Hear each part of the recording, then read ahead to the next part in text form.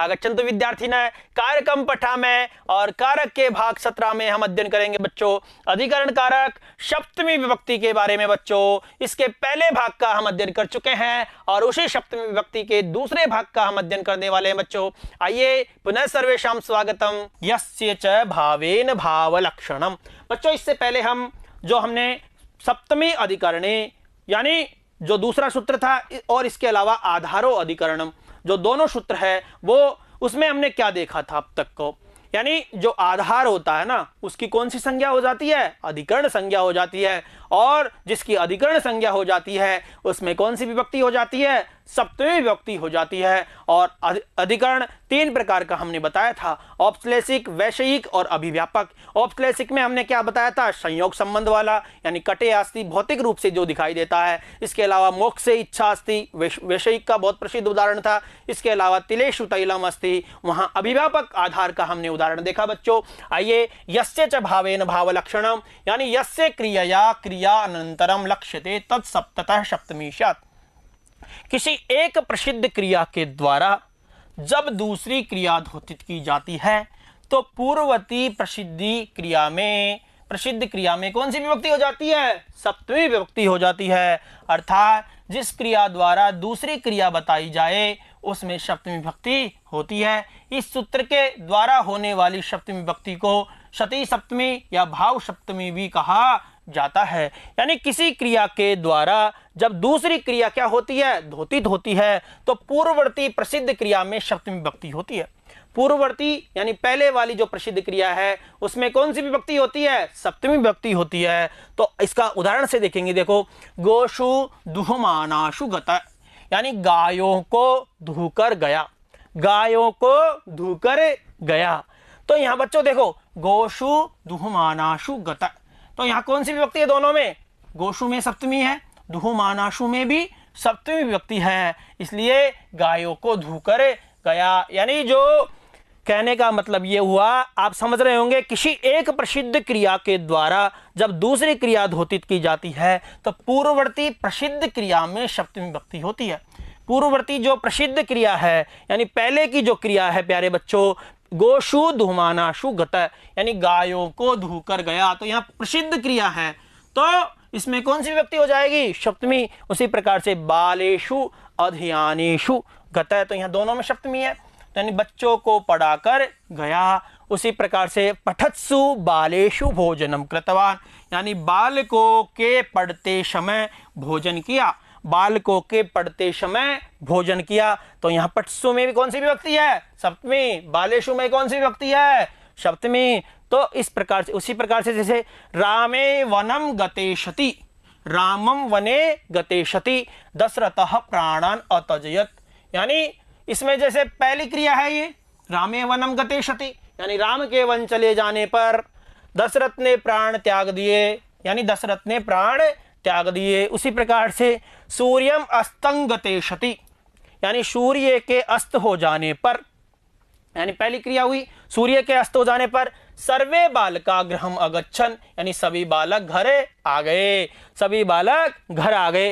यानी एक प्रसिद्ध क्रिया के द्वारा जब दूसरी क्रिया द्योतित होती है तो वहां पूर्ववर्ती प्रसिद्ध क्रिया में सप्तमी विभक्ति होती है प्यारे बच्चों। यानी जो कहने का तात्पर्य यह है कि जो पहले वाली क्रिया है गोषु दुहमानाशु यानी गायों को धूकर, यानी गायों को धूकर जो पहली क्रिया है यहां इसमें कौन सी विभक्ति हो गई, सप्तमी हो गई। और जब दूसरी क्रिया इसके बाद में हुई जाने की, यानी पहला काम क्या हुआ, गायों को धोना, उसके बाद में दूसरी क्रिया क्या हुई, जाना, तो पहली जितनी भी क्रिया है उसमें सप्तमी विभक्ति होगी।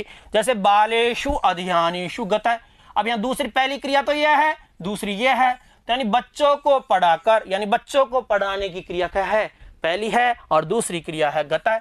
उसी प्रकार पठत्सु बालेषु यानी बालकों के पढ़ते समय भोजन किया, यानी पहली क्रिया है पठत्सु बालेषु, तो इसके बाद में भोजन करने की है, तो इसमें सप्तमी विभक्ति होती है। इसे सती सप्तमी भी, यहाँ भी रामे वनम गतेशति यानी राम के वन चले जाने पर यहाँ सप्तमी होगी दोनों में।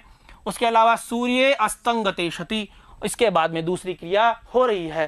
तो बच्चों यस्य च भावेन भाव लक्षणम ये कहता है कि जब दो क्रियाएं हो तो पहली क्रिया यदि प्रसिद्ध है और उस पे आधार पर दूसरी क्रिया हो रही है तो पहली वाली क्रिया में क्या होगी, सप्तमी विभक्ति होगी। चलते हैं चतुर्थ सूत्र की ओर। चौथा जो सूत्र है, षष्ठी चा अनादरे, और अनादर के प्रसंग में जिसका अनादर हो उसमें षष्ठी और सप्तमी विभक्ति होती है।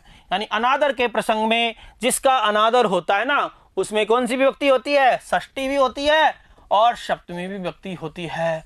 अब जैसे अनादर जिसका हुआ है ना, उसमें षष्ठी भी और सप्तमी भी। जैसे रुदतः, रुदतः रुदंती प्रावार्जित, यहाँ षष्ठी है और यहाँ सप्तमी है। यानी दोनों का अर्थ यह है, रोते हुए को छोड़कर चला गया। रुदतः यानी रोते हुए को, प्रवार्जितः यानी छोड़कर चला गया। या दूसरा वाक्य बनाए, रुदती प्रावार्जितः यानी रोते हुए को छोड़कर चला गया। यानी जिसका किसका अनादर हो गया, उस रोने वाले व्यक्ति का अनादर हो गया। और उसके प्रसंग में षष्ठी और सप्तमी दोनों विभक्तियां होती है। बाल के रुदती माता गतवती, यानी बालक को रोते हुए छोड़कर माता चली गई। यानी बालक को रोते हुए छोड़कर माता चली गई, तो यानी रुदती में कौन सी विभक्ति है, सप्तमी।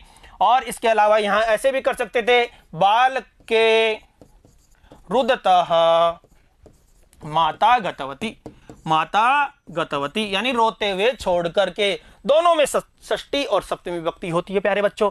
आइए आगे देखते हैं। यतश्च निर्धारणम, बहुत प्रसिद्ध है, ये बहुत बार परीक्षाओं में आता है, यतश्च निर्धारणम। और यतश्च निर्धारणम क्या कहता है, जाति गुण क्रिया संज्ञा भी समुदायात एक देशस्य पृथक्करणम निर्धारणम यतः तथा षष्ठी सप्तम्यौ स्तः।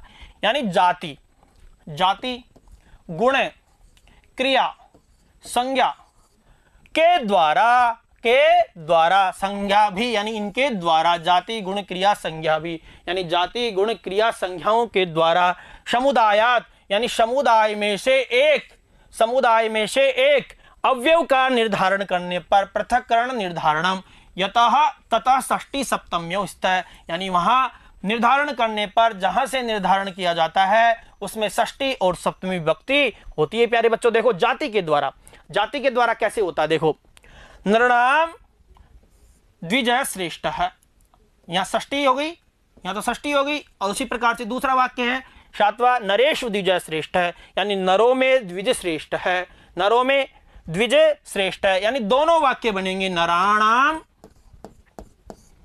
द्विजः श्रेष्ठ है, यानी नरों में द्विज श्रेष्ठ है, यानी ब्राह्मण श्रेष्ठ है। उसी प्रकार से दूसरा वाक्य नरेषु, ओब्लिक में दे रखा ना बच्चों, नरेषु नरों में द्विज श्रेष्ठ है। उसी प्रकार से प्राणी नाम मानव श्रेष्ठ है, प्राणियों में क्या है, मानव श्रेष्ठ है। उसी प्रकार प्राणिषु मानव श्रेष्ठ है, प्राणियों में मानव श्रेष्ठ है। तो यानी जाति में जो श्रेष्ठ है तो उसके में षष्ठी और सप्तमी दोनों विभक्तियां होती है। प्राणी नाम में कौन सी विभक्ति है, षष्ठी, और इसमें सप्तमी। उसी प्रकार गुण के द्वारा, यानी किसी गुण के द्वारा किसी की पहचान होती है ना, तो वहां भी षष्ठी विभक्ति और सप्तमी विभक्ति दोनों होती है। गवाम कृष्णा बहुक्षीरा, यानी गायों में काली ज्यादा दूध देती है। अब गायों में क्या है, गुण है ना गाय का, और गायों में काली गाय ज्यादा दूध देती है, तो गुण के द्वारा भी षष्ठी और सप्तमी। गोशु कृष्णा बहुक्षीरा, यानी गायों में काली बहुत दूध देती है, यहाँ षष्ठी बहुवचन है, यहाँ सप्तमी बहुवचन है। उसी प्रकार से किसी क्रिया के द्वारा किसी को अलग किया जाता है, पृथक किया जाता है ना, कहते हैं ना दौड़ते हुए में, जो यानी जाते हुए में दौड़ने वाला श्रेष्ठ है। यानी गच्छताम धावना शीघ्र, यानी चलने वालों में कौन है, दौड़ने वाला तेज है, चलने वालों में दौड़ने वाला तेज है। गच्छत्सु धावना शीघ्र, यानी चलने वालों में दौड़ने वाला तेज है। उसी प्रकार से अध्वगानाम धावना शीघ्रतम, यानी अध्वग यानी चलने वालों में दौड़ने वाला क्या है, तेज है प्यारे बच्चों। अध्वगेशु धावना शीघ्रतम, वही इसका अर्थ होता है।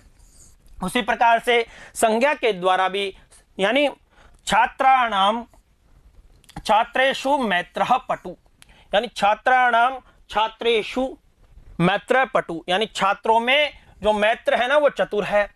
छात्रेषु मैत्र पटु, छात्राणाम मैत्र पटु, यानी दोनों वाक्य बनते हैं बच्चों, यानी छात्रों में जो मैत्र है वो पटु है। तो यानी संज्ञा के द्वारा भी हमने उसमें भी षष्ठी और सप्तमी दोनों विभक्तियां कि, तो बच्चों कहने का तात्पर्य यह है कि जाति, गुण, क्रिया और संज्ञा में किसी को अलग दिखाने के लिए वहां कौन सी विभक्ति होती है? षष्ठी और सप्तमी दोनों विभक्तियां होती है, जिससे उसका निर्धारण किया जाता है। तो इस भाग में यतश्च निर्धारण देखा बच्चों। षष्ठी चा अनादरे, यानी अनादर के प्रसंग में जिसका अनादर किया जाता है वहां षष्ठी और सप्तमी दोनों विभक्तियां होती है, ये देख लिया।